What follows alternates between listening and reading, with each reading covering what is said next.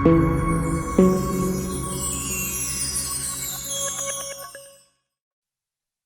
বন্ধুরা, সবাই কেমন আছেন? গ্রাফিক্স ডিজাইনের 4 নম্বর ক্লাসে সবাইকে স্বাগতম। আর কি 4র্থ নম্বর ক্লাস।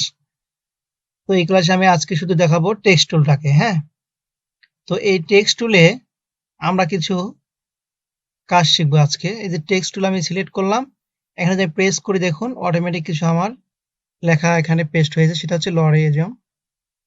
তো এটা আমাদের অটোমেটিক মানে সেটিং থাকে আর কি, যখন কোথাও প্রেস করবো সেটা অটোমেটিক হয়ে যাবে। তো ধরেন আমি এটাকে ধরে যদি আইড্রপার টুল দিয়ে এটাতে ক্লিক করি, দেখুন সাইজটা এটা হয়ে গেছে। তার মানে আজকে আমরা আইড্রপার টুলটাও শিখে নিলাম একটু। আচ্ছা, এবার দেখুন এই টেক্সট টুলটাকে কি কি করতে পারবেন আর কি টেক্সট টুল দিয়ে। এই টুলটা এখানে ধরে যদি আপনারা কিছু টাইপ করতে চান প্যারাগ্রাফ আকারে, এখানে আপনারা প্যারাগ্রাফ আকারে টাইপ করতে পারেন। ঠিক আছে, অটোমেটিক কিছু টাইপ হয়ে এসছে। ইচ্ছে করলে আপনারা এখানে অনেক কিছু টাইপ করতে পারেন। ধরেন আমি এইটুকু জায়গার মধ্যে আমার কিছু টাইপ করতে হবে, সরি, টেক্সট টুল নেবেন, যতটুকুর মধ্যে আপনি টেক্সট অ্যাড করতে চাচ্ছেন ওইটুকু টেনে নেবেন, ছেড়ে দিবেন, এরপর আপনি টাইপ করবেন। এখন যদি টেনে নিয়েছেন এইটুকু, ছেড়ে দিয়েছেন কিন্তু লেখাগুলো আবার এরকম হয়ে গেছে, তখন কি করবেন? সবগুলো কিভাবে ধরে ব্যাক স্পেস প্রেস করবেন, অথবা এখান থেকে কন্ট্রোল এ প্রেস করে সবগুলো ধরে ব্যাক স্পেস প্রেস করবেন, সব ক্লিয়ার হয়ে যাবে। এখন যদি লেখেন ধরেন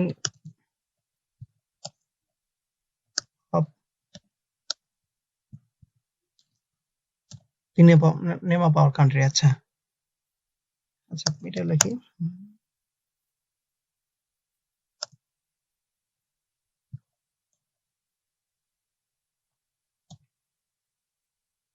আমি এটাকে দেখতে পাচ্ছি না।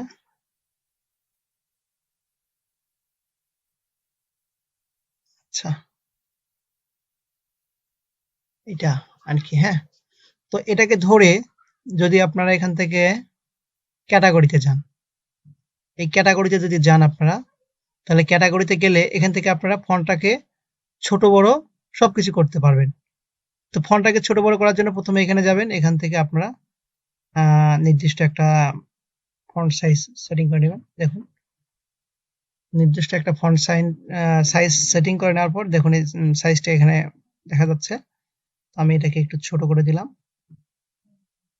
এরপর হচ্ছে এটাকে আমি আরো অনেক কিছু কাজ করতে পারি, যে এখানে ক্যারেক্টারে গিয়ে এখান থেকে আপনারা ফন্টটাকে চেঞ্জ করতে পারবেন। হ্যাঁ, বিভিন্ন ধরনের ফন্ট প্রয়োগ করতে পারবেন।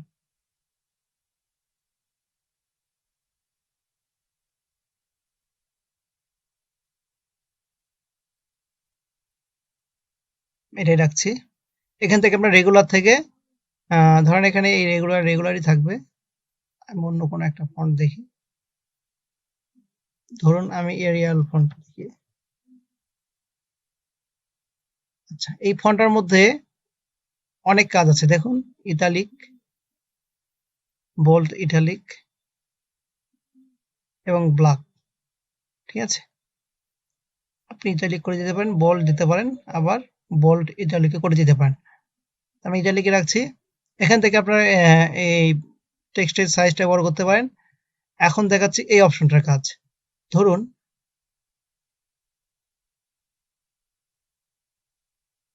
এই লাইনটা দুটো, ঠিক আছে, এই লাইনটা দুটো, আর এটাকে আমি একটু বড় করে দিচ্ছি।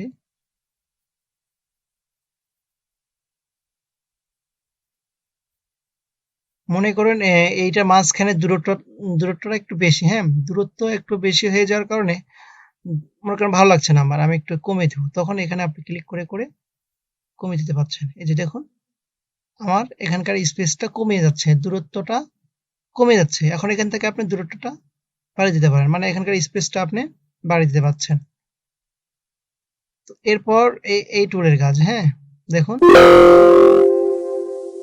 এখানে আরো কিছু ফন্ট লাগতো, যাই হোক, আচ্ছা এটা বাদ দিচ্ছি আমি। এখন এই কাজটা দেখুন, এটা হচ্ছে সরিয়ে নেওয়ার জন্য, এটাও কাজ মনে হয় হবে না সেভাবে। আচ্ছা, এটার কাজ আমি পরে দেখাচ্ছি। এই যে এইটাতে দেখাচ্ছি, ধরুন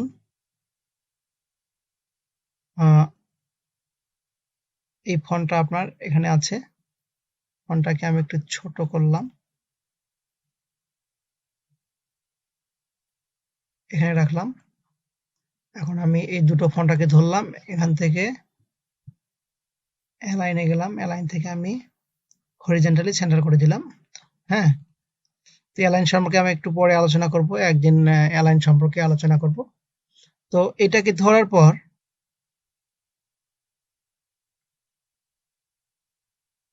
এখানে গেলেন আপনি, সরি এই টেক্সটটাকে আমি ডিলিট করে দেই, এখানে রাখলাম, ক্যারেক্টার গেলাম, ক্যারেক্টার থেকে এখানে দেখুন আমি দুটোকে ধরেছি আমি, সরি। এখান থেকে আপনি এটাকে সরিয়ে দিতে পারছেন। এই যে লরি এক্সাম, এখানে আমার যে কথাটা লেখা আছে, এটাকে আমি এখান থেকে এই পর্যন্ত নিয়ে আসবো। এর যে সাইজ আছে ওই সাইজে থাকবে, শুধু মাঝখানে স্পেসগুলো আমি বাড়াবো। তার মানে এখান থেকে যদি আমি মাঝখানে স্পেসগুলো বাড়াই, তখন ধরুন আমি এখানে 400 দিলাম, দেখুন স্পেসটা বেড়ে গিয়েছে। ঠিক আছে, কতটুকু বেড়ে গিয়েছে। আপনারা ইচ্ছা করলে এখান থেকে এই স্পেসটাকে বাড়িয়ে নিতে পারেন। আবার ধরুন এখানে আমি যদি 600 দিই, দেখুন স্পেসটা আমার বাড়িয়ে যাচ্ছে। এরপর ধরুন এখান থেকে এই টেক্সটটাকে আমি কতটুকু লম্বা করবো আর কি। হ্যাঁ, এই দেখুন এখানে সব আছে আর কি, এখান থেকে করে নিতে পারবেন। দেখুন 75 করে দিলাম এরকম, বা 250 করে দিলাম এরকম, 200, আমি 100 রাখছি। হ্যাঁ, ডিফল্টে রাখছি। আপনারা এটাতেও কাজ করতে পারবেন। দেখুন এই যে এটা কতটা এই পাশ থেকে লম্বা হয়ে যাচ্ছে, এই যে আবার ছোট হয়ে গেল। হ্যাঁ, এতে কিন্তু আপনাদের ফন্টের আর কি পরিবর্তন হয়ে যায়। তো আপনারা চেষ্টা করবেন এই স্পেসটা বাড়ানোর জন্য এইটা ব্যবহার করবেন। হ্যাঁ, এইটা ব্যবহার করবেন স্পেস বাড়ানোর জন্য। এটা ব্যবহার করলে একটু লম্বা হয়ে যাবে, কিন্তু ফন্টটা নষ্ট হয়ে যেতে পারে। এটা অনেক সময় কাজ প্রয়োজন পড়ে, তো তখন এগুলো কাজ করা হয়। এরপরে দেখুন এই টুলটা, এই দেখুন কত কাছে যাচ্ছে, এই যে আবার দূরত্ব। ঠিক আছে, এটা হচ্ছে এই কাজ, এই স্পেসটা কন্ট্রোল করা যাচ্ছে। তারপর এখান থেকে দেখুন কত ডিগ্রিতে আপনি এটাকে ফন্টটাকে ঘোরাতে চাচ্ছেন, এই যে এভাবে ঘোরাতে পারবেন। আপনি যত ডিগ্রিতে ঘোরানো দরকার আপনি তত ডিগ্রিতেই ঘোরাতে পারবেন। ঠিক আছে, এটা হচ্ছে এই টুলের কাজ। আচ্ছা, এটাকে আমি 0 করে দিলাম। এরপর হচ্ছে দেখুন এই টেক্সট গুলো হচ্ছে সবগুলো ছোট হাতের, আমি যদি ক্লিক করি সবগুলো বড় হাতের হয়ে গেল, আবার ক্লিক করলাম সব ছোট হাতের হয়ে গেল। আবার যদি বড় হাতের করি, এখানে দেখুন প্রথমটা বড় হাতের হবে, পরেরটা ছোট হাতের হবে, মানে স্মল লেটার হবে। প্রথমটা হবে হচ্ছে বড় হাতের ক্যাপিটাল লেটার, পরেরটা হবে স্মল লেটার।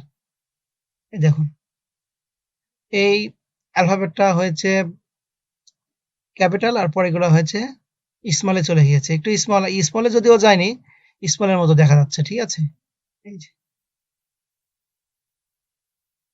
স্মল মানে তো ছোট হাতের লেখা হওয়ার কথা ছিল, যাই হোক এইটা। এরপর দেখুন অনেক সময় আমাদের স্কোয়ার লেখার প্রয়োজন বাদে, যেমন ধরুন এখানে আমি কিছু টাইপ করি, এ দেওয়ার পর আমি একটা 2 দিলাম, এটাকে ধরে আমি যদি এখান থেকে এটাতে ক্লিক করি,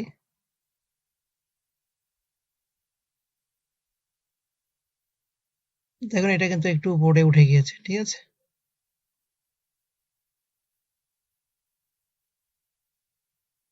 এটা কিন্তু উপরের দিকে উঠে যাচ্ছে। ঠিক আছে, আচ্ছা এখন আমি যেটা বোঝাতে চাইলাম সেটা হচ্ছে স্কোয়ার যখন লিখবো, তখন আমি এই দুইটাকে ধরবো, ধরে এখানে ক্যারেক্টারে যাব, ক্যারেক্টারে গিয়ে যদি এটাতে আমি ক্লিক করি, দেখুন এটার উপরে উঠে চলে গিয়েছে, মানে এটার উপরে উঠছে। ঠিক আছে,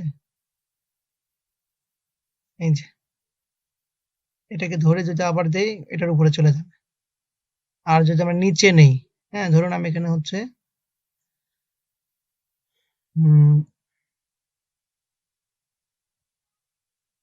B2 নিলাম, তার মানে এই বি এর নিচে আমি 2 আনবো, তার মানে এ বিটাকে ধরলাম,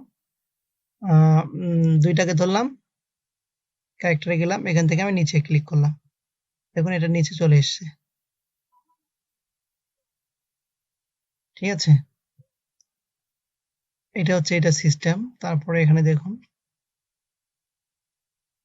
এখান থেকে হচ্ছে নিচে একটা হচ্ছে আন্ডারলাইন পড়বে, এই যে আন্ডারলাইন, আর এটা দিলে আপনার ক্লোজ হয়ে যাবে। হ্যাঁ, লেখাগুলো ক্লোজ হয়ে যাবে। এখান থেকে যা ফন্ট আছে আমি ওই রাখছি, পরিবর্তন আর করছি না। এখান থেকে আপনারা হচ্ছে অনেক কিছু করতে, স্ট্রং মানে একটু টাইট স্ট্রং শার্প করতে পারবেন এখান থেকে।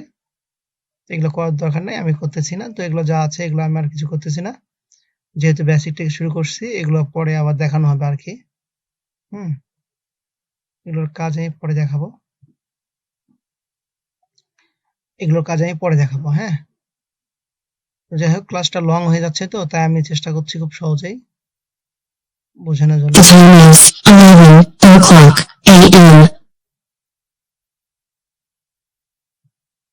এখন ধরুন আপনি এই টাইপ টুলটাতে, ধরুন আপনি একটা হচ্ছে কিছু টাইপ করেছেন, বা এখান থেকে পেন্সিল নিয়ে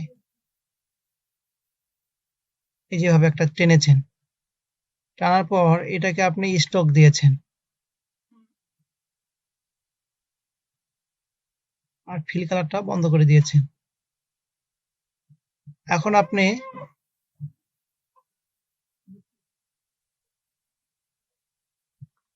এখানে টাইপ করতে পারবেন। ধরেন এখানে আমি প্যাথে গেলাম, দেখুন যেভাবে আমি নিয়েছিলাম লাইনটা পেন্সিল টুল দিয়ে, সেভাবে আপনাদের টেক্সটটা হয়ে যাচ্ছে। তো যাই হোক ক্লাসটা একটু লং হয়ে যাচ্ছে, আজ এই পর্যন্তই। আবার টেক্সট টুলের আরো অনেক কাজ আছে, এটা আমি নেক্সট ক্লাসে দেখাবো। ধন্যবাদ, ভালো থাকবেন সবাই, দেখা হবে নেক্সট কোনো ক্লাসে।